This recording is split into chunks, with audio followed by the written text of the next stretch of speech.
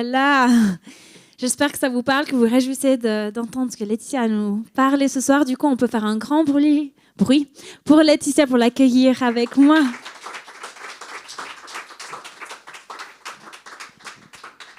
Bonsoir. Bonsoir, c'est un plaisir d'être là. Merci de m'accueillir. Mais avec grand plaisir. Et du coup, je voulais que tu puisses te présenter en 2 mots pour que les gens puissent savoir un petit peu plus sur toi. Volontiers.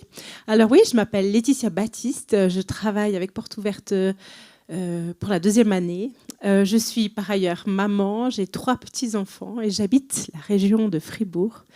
Donc ça me fait vraiment super plaisir d'être pour une fois dans une église dans mon canton. Et puis, je suis fière et honorée de pouvoir travailler avec Porte Ouverte. C'est une mission que j'aime et qui me tient à cœur. C'est trop bien, merci beaucoup en tout cas d'être là ce soir. Et une question, je trouve, qui est bien de savoir, c'est d'où vient en fait cette passion pour ce thème, en fait, pour l'Église persécutée. C'est une passion qui remonte à loin. Il faut dire que j'ai, depuis toujours, on recevait le petit fascicule que publie Porte Ouverte. Peut-être vous êtes aussi familier avec ça. Et puis, donc, c'est une thématique qui était avec moi depuis toujours. Et puis, en y réfléchissant, je réalise à quel point c'est important pour moi. Parce que je crois que quand la Bible, elle dit que dans l'Église, avec un grand E, on est des frères et sœurs, c'est une réalité. Et puis, je me dis, si ma sœur biologique, elle souffre, si on lui fait certaines choses qu'on fait aux chrétiens persécutés, alors de mon côté, je ferai tout ce qui est en mon pouvoir pour pouvoir l'aider. Puis je crois que y a quelque chose de ça. Quand mon frère ou ma sœur souffre, moi, je suis partie prenante. C'est comme si c'est une attaque qui me visait aussi. Et puis, en rencontrant des femmes qui ont vécu ça, je réalise aussi à quel point c'est pas seulement une relation où moi, je les aide, où moi, je prie pour elles, mais c'est une relation où moi, je suis enrichie par leurs témoignages, par ce qu'ils vivent. Parce que ce que je réalise, c'est que finalement, ce qu'elles me racontent de ce qu'elles ont vécu avec Jésus, mais ça me fait tellement envie et ça me fait progresser, ça me donne envie d'aimer Jésus plus, de dépendre plus de lui, de me dire, il est présent dans chacun des moments de ma vie. Et puis là, c'est une richesse incroyable que je découvre en marchant aux côtés des chrétiens persécutés. Et puis la dernière chose qui met du feu dans mon cœur, c'est de réaliser à quel point ça me sort aussi de mon train de vie, où je réalise que quelque part, c'est presque comme si on est un peu anesthésié. Finalement, on ne se rend plus compte que la foi chrétienne, c'est une question de vie et de mort. Pourquoi ? Parce que c'est une question de vie et de mort éternelle. Et puis, quand j'entends le témoignage de gens pour qui c'est très concrètement une question de vie et de mort, même physique, sur le moment, ça me permet de prendre conscience de ça. Et ça me réveille et ça me sort de mon anesthésie, c'était le mot que j'avais. Donc c'est un petit peu ça qui me motive et qui me passionne pour cette cause. Moi, je sais pas ce que vous en pensez, mais moi, je trouve ça tellement parlant. L'idée de frères et sœurs, c'est vrai. Si quelqu'un s'attaque à notre famille, on sera direct en mode remontée. Mais en fait, c'est vrai, on est une grande église et du coup, c'est aussi nos frères et sœurs. Et je trouve ça, c'est bien de se rappeler de ça, en fait. Il n'y a pas que, et puis je pense, c'est vrai que dans notre confort de la Suisse, il y a un peu notre famille et c'est eux qu'on va vraiment s'impliquer pour. Mais c'est vrai que c'est plus grand que juste ça. Et puis, c'est bien de se rappeler de ça. Du coup, merci de déjà nous mettre bien dans l'ambiance, de nous mettre le feu. Et du coup, un petit peu la question de quelle est un peu l'évolution et la situation des persécutions dans les 10 dernières années, en fait. Je pense que c'est intéressant de savoir où on vient puis où on y va, un petit peu ces dernières années. Ouais. Alors, c'est vrai que la persécution, elle a plusieurs visages. C'est pas la même chose si on habite en Corée du Nord, effectivement. C'est le pays où la persécution est la plus violente. Mais c'est une persécution dans ce pays-là qui vient de la part de l'État. On n'a pas le droit d'être un chrétien en Corée du Nord. Par contre, si on habite en Colombie, qui est aussi un pays où la persécution est très forte, mais qu'on soupçonne peut-être pas. Je ne sais pas si vous le saviez, qu'il y avait de la persécution en Colombie. Mais ce qu'on se rend compte, c'est que la persécution, elle n'est pas présente partout.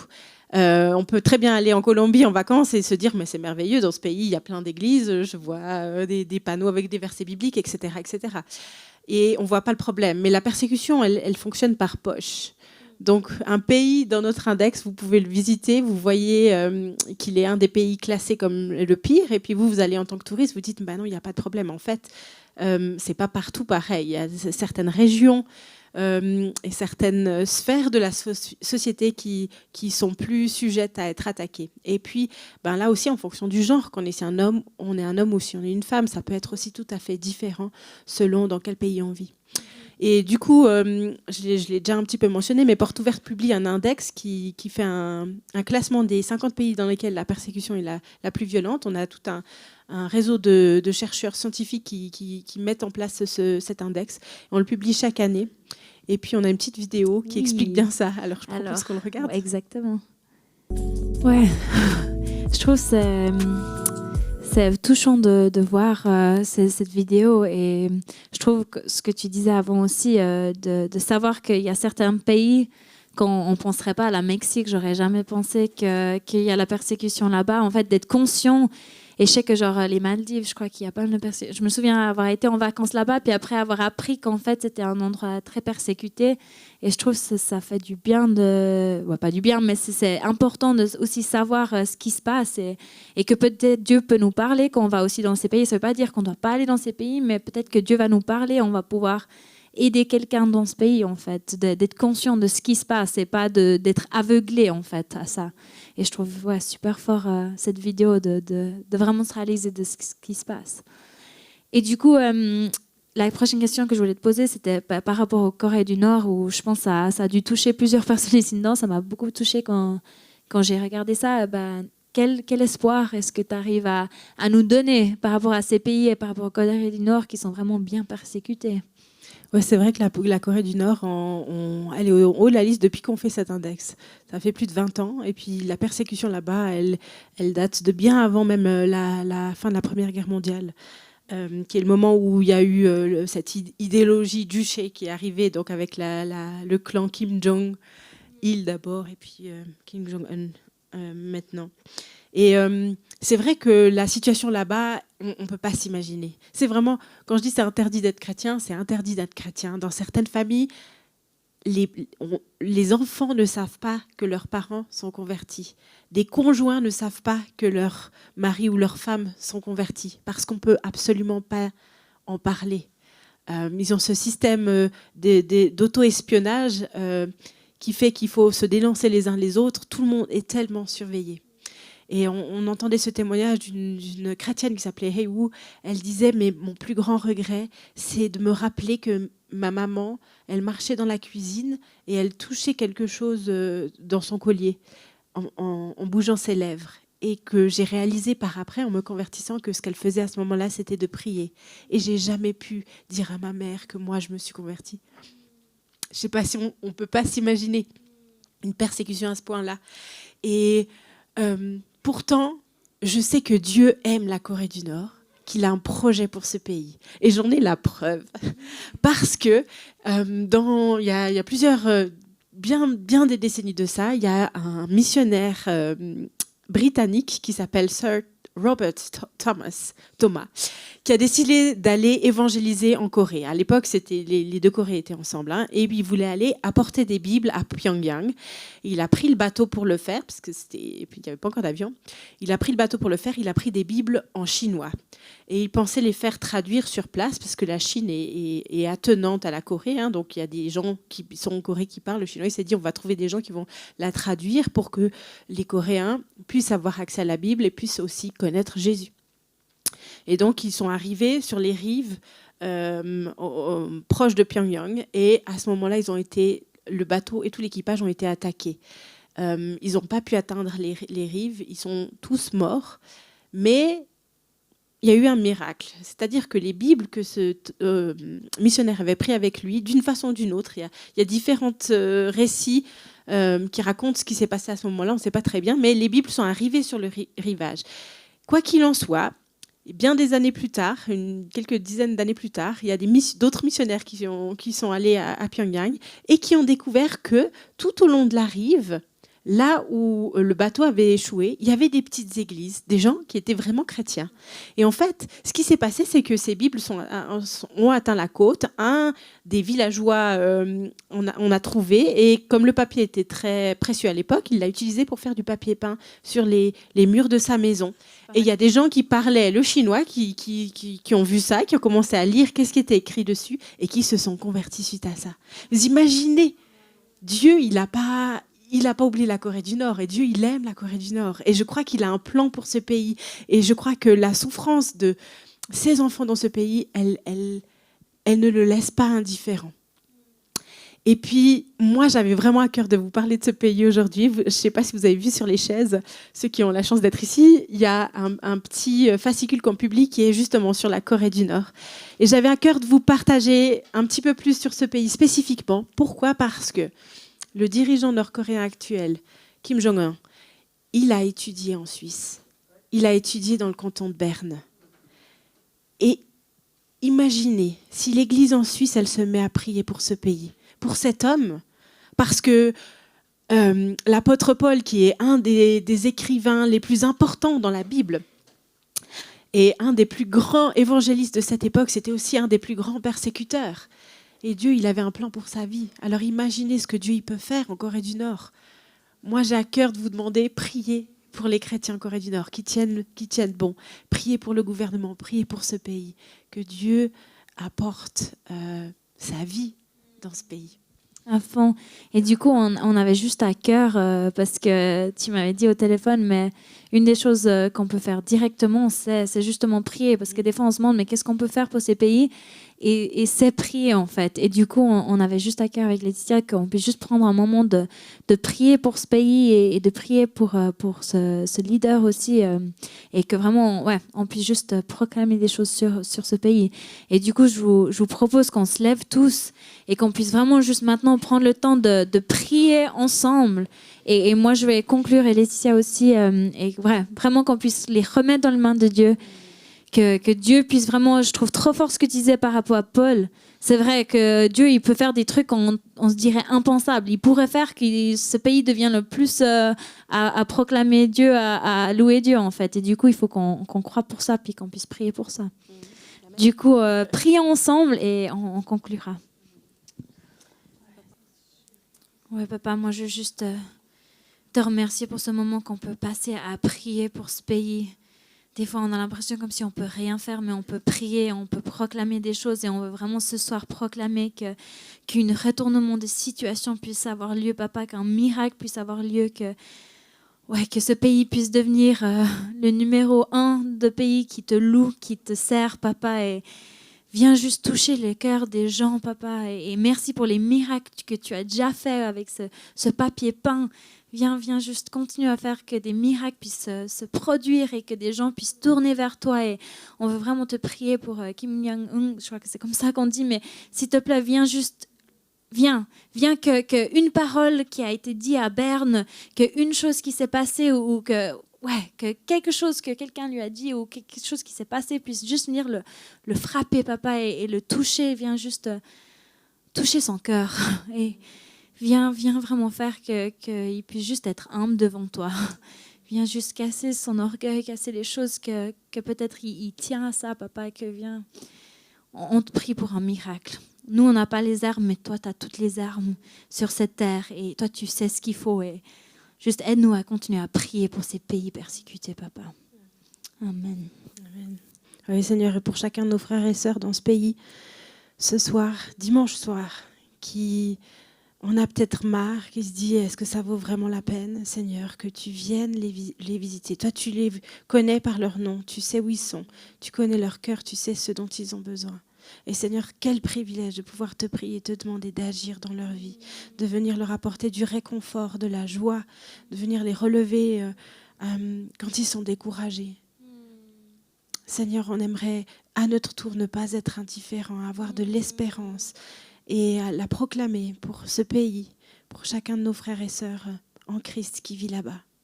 Seigneur, que tu insuffles ta vie dans ce pays. Au nom de Jésus. Amen. Amen. Amen. Je trouve ça trop beau de prier ensemble et de savoir qu'en fait, il y a quand même quelque chose qu'on peut faire. Et c'est vrai que je trouve des fois la prière, on se dit, mais on prie, puis on a l'impression comme si ça fait rien, mais qu'est-ce qu'on sait en fait? Ça peut vraiment faire une différence dans le pays là-bas, ça peut vraiment faire une vague, quoi. Ah, tout à fait. Et puis les témoignages qu'on reçoit, c'est vraiment les chrétiens qui nous disent, mais vous vous rendez pas compte, mais j'ai été portée. Et on sait que c'est les prières. C'est pour les avoir, en avoir rencontré, on voit que Dieu y répond. Et il faut jamais sous-estimer le pouvoir d'une prière. Dieu, il les entend, il agit, il est tout-puissant. Et peut-être on n'aura pas l'occasion de voir l'impact de notre prière ici, de ce côté-là de l'histoire. Mais un jour, on verra. Trop.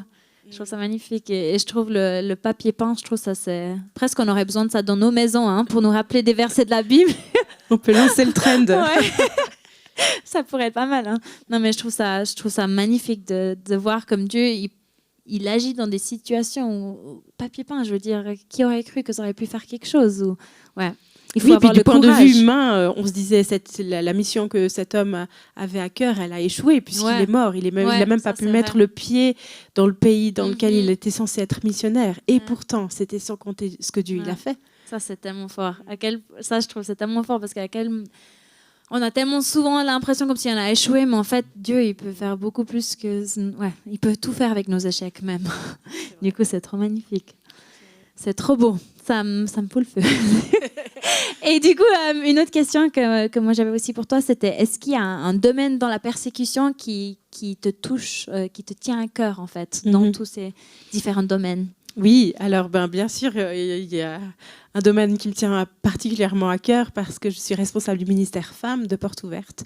Ce qui veut dire que j'ai à cœur de vous partager la situation spécifique des femmes qui subissent de la persécution parce qu'elle est de nature un tout petit peu différente. Je l'ai mentionné tout à l'heure très brièvement, mais c'est vrai que quand on est une femme, dans la plupart de ces pays que vous avez vus sur cette carte, on est de toute façon, parce qu'on est né femme, considéré comme citoyen de deuxième zone ou deuxième classe. Souvent, c'est des pays où les lois protègent très peu ou pas du tout les femmes.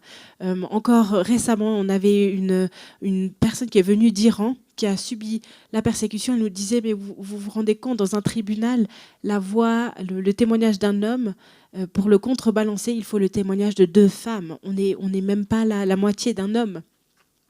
Dans certains pays, leur valeur, c'est pas plus qu'un tapis persan. Et quand on vient ajouter à ça ces discriminations que les femmes subissent, parce que c'est le cas dans de nombreux pays du monde, en fait, on vient ajouter à ça le fait de se convertir et de choisir Jésus. Alors, c'est comme si, quelque part, il y avait une double peine. Et c'est vrai qu'on parle de double vulnérabilité ou double peine pour ce qui touche les femmes. Et du coup, on a à cœur de pouvoir essayer de comprendre un petit peu mieux comment la persécution, elle les touche et comment ça peut avoir aussi des répercussions à plus large échelle. Puis moi, j'avais à cœur de vous montrer encore un petit témoignage par vidéo. Ouais. Et puis ensuite, on pourra peut-être en discuter un tout petit peu. C'est pas un témoignage facile, je m'excuse, mais je pense que c'est un témoignage qui est important d'entendre. À fond. Du coup, on va regarder ça maintenant. Ouais, c'est pas une vidéo facile à regarder. C'est vrai, c'est pas une vidéo facile à regarder. Pourtant, c'est la réalité. Et des témoignages comme celui-là, on en reçoit régulièrement, malheureusement. Et ce qu'il faut bien comprendre, c'est que là derrière, la tactique que l'ennemi cherche à faire, c'est de détruire toute la famille, détruire toute l'Église, la famille comme le socle de l'Église. En fait, ce qu'il cherchait à faire là, c'était de déstabiliser le papa, parce qu'il a eu le courage de témoigner autour de lui de sa foi chrétienne. Et donc, pour déstabiliser le papa, on vise sa fille. Et vous imaginez les dommages à long terme que ça peut créer. Mais heureusement, il y a Jésus. Et dans ces situations-là, dans la plus terrible des tragédies comme celle-ci, on sait que Jésus, il peut reconstruire, descendre, il peut faire renaître cette jeune fille. Et ma prière, celle de Porte Ouverte, et puis la vôtre, j'espère aussi, c'est que cette jeune fille, elle puisse se reconstruire, que ce petit bébé, ce ne soit pas une malédiction sur cette famille, mais que ce petit bébé, il symbolise l'espérance, le renouveau, la résurrection que Jésus peut apporter dans ces situations-là. Et le Dieu qui agit là-bas, c'est aussi le Dieu qui agit chez nous. Et on peut se rappeler que si lui peut faire redonner une dignité à cette jeune fille, peut redonner une dignité à chacun d'entre nous, dans les difficultés que nous on traverse, et les choses difficiles que nous on a à vivre ou survivre parfois.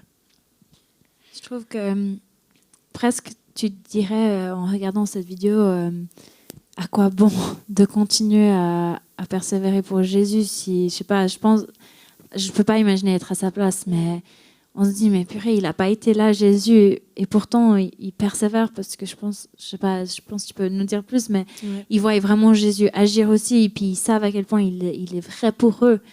Que nous, je sais pas, je pense des fois qu'on le voit à moitié, que là-bas, je pense qu'il doit vraiment l'expérimenter aussi. Ben c'est la question qu'on a posée à ces femmes que j'ai rencontrées en Éthiopie. Certaines d'entre elles ont vraiment tout perdu, elles n'avaient plus rien. Il y en a une, elle m'a dit, les chaussures que j'ai là, c'est le responsable de la conférence qui me les a achetées la veille parce que j'en avais pas. Et quand tu es assis en face de personnes comme ça qui ont tout donné, tu te poses cette question, quoi. Puis on leur a dit, mais est-ce que ça vaut la peine ? Est-ce que parfois vous regrettez d'avoir pris cette décision pour Jésus ? Et elles nous ont regardé comme si on posait une question bête. Elles ont dit, mais non, c'est le premier moment de toute ma vie où j'ai eu une espérance, le moment où j'ai commencé à appartenir à Jésus. Ils ont dit, avant ça, pour moi, la vie, c'était une vie en quelque sorte presque d'esclave dans ma famille, et puis c'est tout. Il n'y a pas d'au-delà permis pour les femmes. Alors qu'avec Jésus, c'est la première fois où j'avais une espérance. Et il y a une grand-mère coréenne qui a dit une phrase. Ah ouais, merci. Elle dit, il faut que je la lise, parce que elle était en train de mourir sur son lit de mort. Elle dit, nous n'appartenons pas à ce monde, nous appartenons au ciel. C'est une espérance tellement concrète pour eux que qu'importe ce qu'ils vivent, ça vaut la peine. Et puis, pour moi, ça rejoint ce que je disais au début. C'est cette sonnerie forte qui me fait dire que, oui, c'est vrai, le christianisme, c'est une question de vie ou de mort. C'est une question de vie ou de mort éternelle. Et ça rend ça tellement, tellement vrai à nouveau. Et je pense que c'est dans ce sens-là aussi qu'ils peuvent être vraiment une inspiration pour nous au jour le jour. Ouais. Je pense qu'en tant que Suisse, on est plus concerné de la vie et la mort physique qu'éternelle, en fait, je pense. Du coup, c'est puissant, je trouve, de prendre ce temps et puis de se rappeler de ce qui se passe, parce que souvent, on ne veut pas y réfléchir. C'est glauque, on se dit ça va juste me déprimer, mais en fait, je trouve ça bien de quand même faire face à la réalité. Oui, et puis de se rappeler que le meilleur, il est devant nous et que c'est pas juste de la théorie. Il y a ce verset que j'avais à cœur de vous partager ce soir, c'est dans Romains 8. Romains 8, c'est, je pense, mon chapitre préféré, peut-être à vous aussi. Bien. C'est un texte fantastique et ça parle de la persécution. Romains 8, verset 18. J'estime que les souffrances du temps présent ne sauraient être comparées à la gloire à venir qui sera révélée pour nous. Les souffrances du temps présent ne sauraient être comparées à la gloire à venir. Et c'est tellement concret pour ces chrétiens qui voient la mort en face presque tous les jours, en Corée du Nord, dans tellement d'autres pays. Et ma prière, c'est que nous, on puisse avoir cette espérance aussi forte. Et ça rappelait. C'est trop beau. Mais du coup, ça se pose aussi la question, je pense, qui est plus concret pour nous, c'est vers quoi allons-nous aussi en Suisse. Est-ce qu'il y a aussi des éléments de persécution en Suisse? Est-ce que vous voyez que ça augmente aussi en Suisse?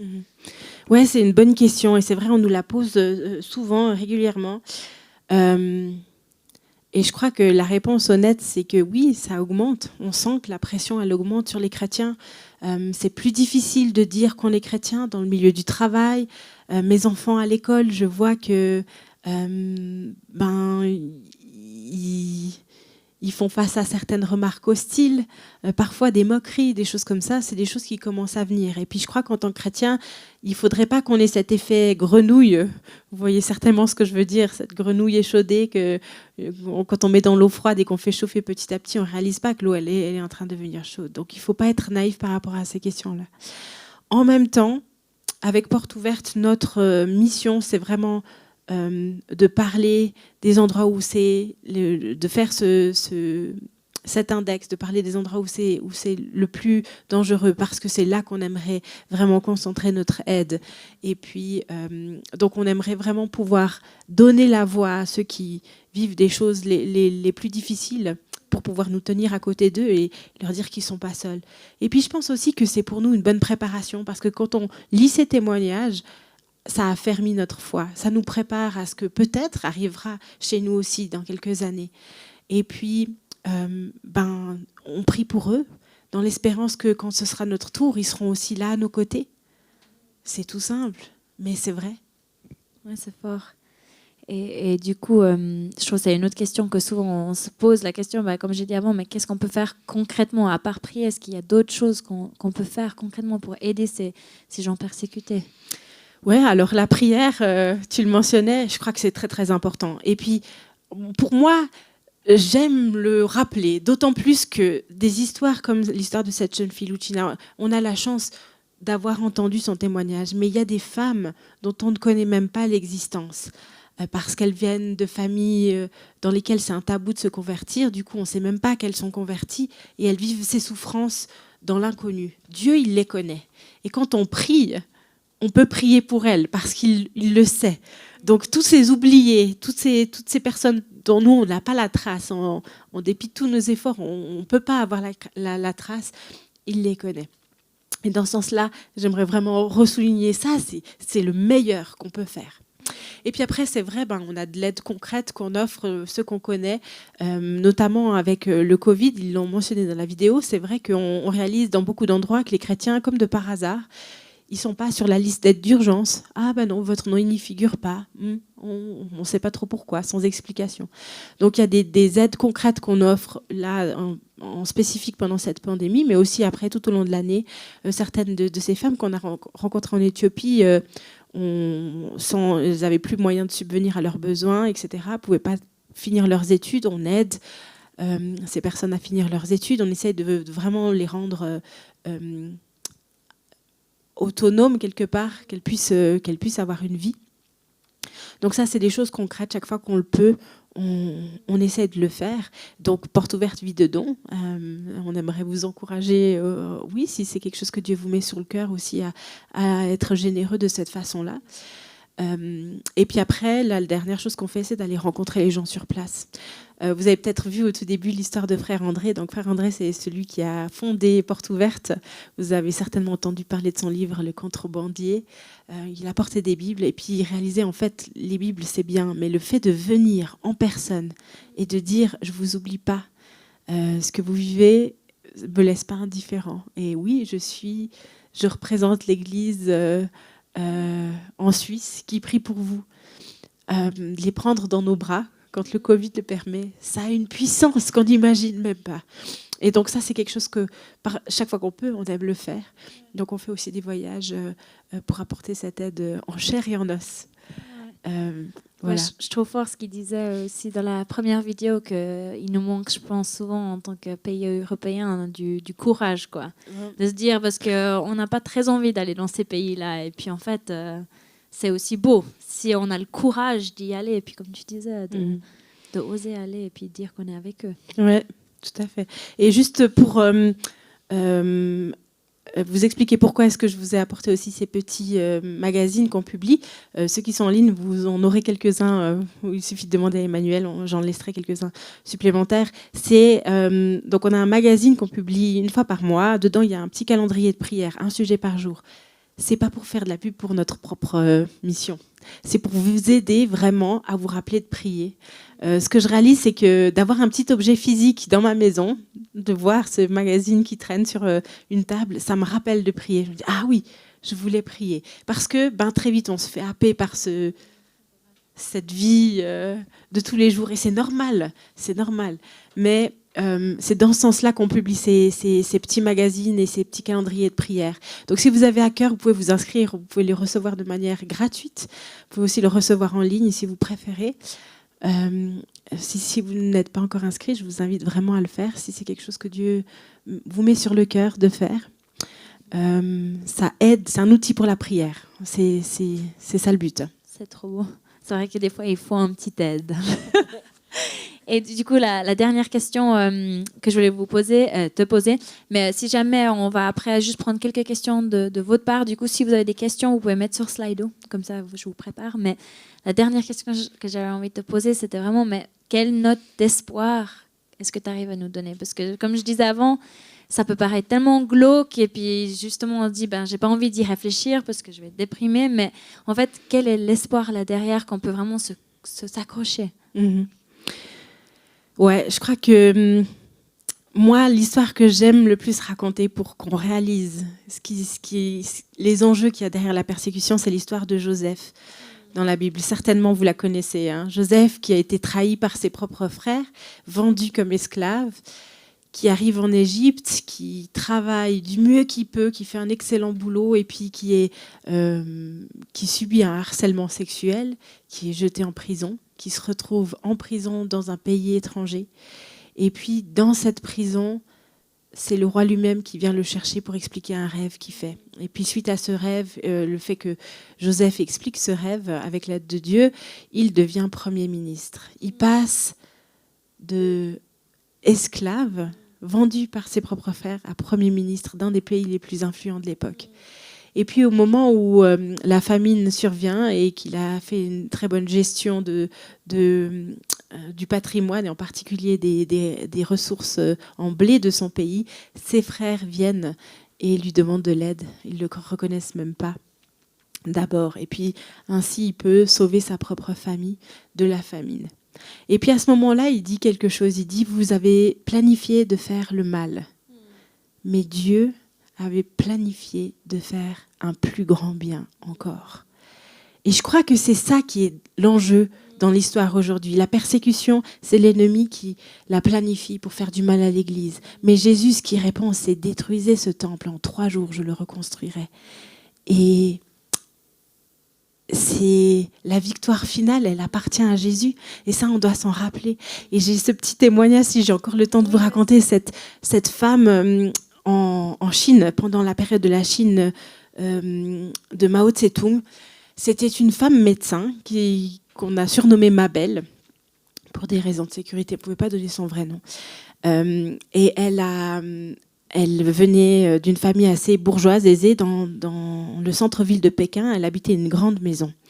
Et puis, quand la révolution culturelle s'est installée en Chine, elle a été spoliée de sa maison, donc on l'a mis dehors. Elle a dû aller au fond du jardin, il y avait un petit cagibi, c'est là qu'elle a habité.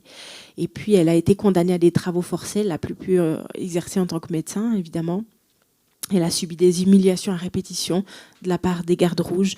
Et notamment, ils ont posté un panneau devant la route qui indiquait son petit cagibi, qui disait « La personne qui habite ici est une criminelle parce qu'elle a distribué de la littérature chrétienne. » Et de ce fait, elle est condamnée. Et Mabel, elle raconte les difficultés que c'était, l'humiliation au quotidien, la dureté de ces travaux forcés qu'elle a dû subir et le fait d'être connue comme ça dans tout le voisinage et d'être méprisée par tous. Et elle a dit un soir, j'étais au bout. Elle était dans sa cuisine, elle avait un couteau dans sa main, elle s'est dit, je vais en finir.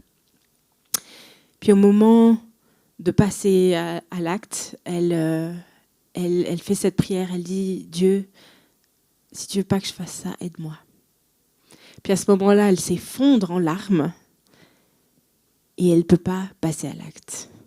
Ce qui se passe après cette soirée, c'est 7 ans de plus de persécution, de souffrance au quotidien. 7 ans de plus.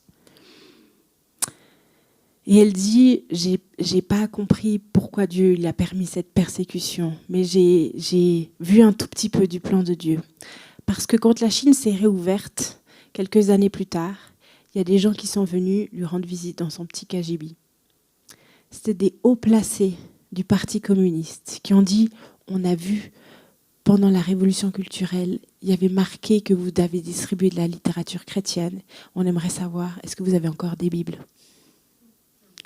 Ce panneau qui indiquait ces crimes, c'est le panneau qui indiquait le chemin du salut pour ces membres haut placés du Parti communiste. Et ma belle, elle dit, c'était pas facile, c'était même pour rien au monde, je voudrais revivre ça. Mais je sais que Dieu, il avait un plan plus grand.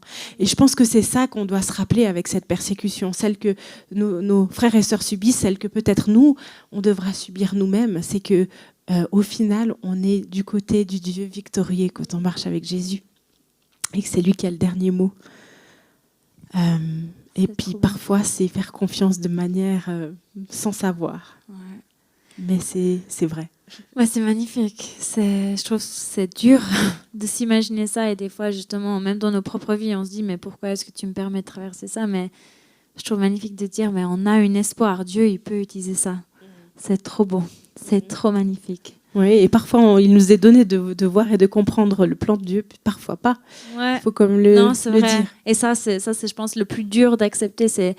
Mais comme Moïse, qui n'a jamais pu voir le pays, ou après, il l'a vu sur une montagne, mais il n'a jamais pu rentrer dans le pays promis. C'est aussi des fois de ne pas forcément voir aboutir le truc, mais de faire confiance que Dieu, il va continuer. C'est exactement ça. C'est les héros de la foi dont parle Hébreux 11. Ouais. C'est exactement ce qu'il est dit, c'est qu'ils n'ont pas vu la délivrance de Dieu encore, mais qu'ils s'attendaient à une délivrance mais ils ont fait meilleure confiance pour ce jour où Jésus viendra rétablir son règne totalement sur la terre. C'est trop magnifique. Merci. Je ne sais pas si vous avez des questions. Vous pouvez sans autre poser les questions sur Slido. Je ne sais pas s'il y en a déjà et que je n'ai juste pas vu. Oui, oralement, vous pouvez, bien sûr. Bien sûr. J'ai une question par rapport, déjà, comment vous rencontrez les chrétiens ? Comment vous vous définissez en passant la frontière ? Est-ce que vous devez annoncer si vous venez en tourisme ? Alors, je vais juste dire pour ceux qui suivent sur YouTube, la question c'est comment est-ce qu'ils rencontrent les personnes persécutées dans les pays ? Est-ce qu'ils doivent annoncer ça à la frontière ou autre ? Voilà. Oui, alors effectivement, c'est des voyages qui ont des dimensions assez confidentielles. Je ne veux pas entrer dans les détails là, sachant aussi qu'il y a une partie qui part sur Internet, donc j'aimerais pas dévoiler tous les secrets, mais c'est vrai qu'on a besoin de créativité. On n'aime pas mentir parce que la Bible dit de ne pas mentir, donc on essaie de ne pas le faire. Mais ça nous demande parfois de faire les choses de manière un tout petit peu créative. Donc dans ce sens-là, j'aimerais vous demander de vraiment prier pour ces voyages qu'on fait. Parfois, on apporte l'aide de main en main parce que c'est le seul moyen qui est sûr de le faire. On a besoin de la protection de Dieu. Je ne peux pas tellement en dévoiler plus que ça. Mais pire, tu peux parler après. Exactement. mais c'est cool. Parfait. Est-ce qu'il y avait d'autres questions ? Je ne sais pas si... Alors, oui, donc Portes Ouvertes travaille souvent avec des organismes sur place. On ne travaille pas forcément de manière directe. On n'est pas connu dans les pays comme Portes Ouvertes, aussi pour des raisons de sécurité. Et puis après, on aime travailler avec des églises locales. On n'aime pas venir comme ça depuis chez nous en disant voilà, on va distribuer à tout va l'aide comme on pense que c'est bien. On préfère avoir des gens qui connaissent bien la culture, qui font partie déjà du réseau social sur place, de pas travailler en partenariat avec eux. Et c'est comme ça qu'on est au courant des situations de persécution et qu'on peut faire aussi acheminer de l'aide. Mais encore une fois, j'ai dit, il y a aussi des situations qu'on sait qui existent, mais pour lesquelles on n'a aucun accès. Et dans ce sens-là, c'est là que vraiment, pour moi, la prière, elle joue ce rôle primordial. Évidemment, elle joue un rôle important aussi dans les situations où on les connaît, mais je veux dire, ouais, là, ça devient indispensable. Est-ce qu'il y avait une autre question ? Oui.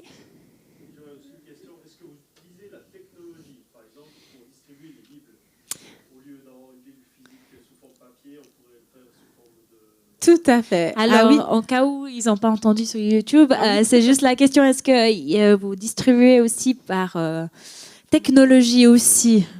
les choses. Oui, alors tout à fait, c'est un moyen qu'on emploie beaucoup. D'ailleurs, c'est bien, ça me permet de penser à quelque chose. Une des choses qu'on fait pour aider concrètement, on essaye d'envoyer des cartes, des lettres d'encouragement aux chrétiens persécutés. Et on a une campagne d'écriture pour encourager les chrétiens en Corée du Nord.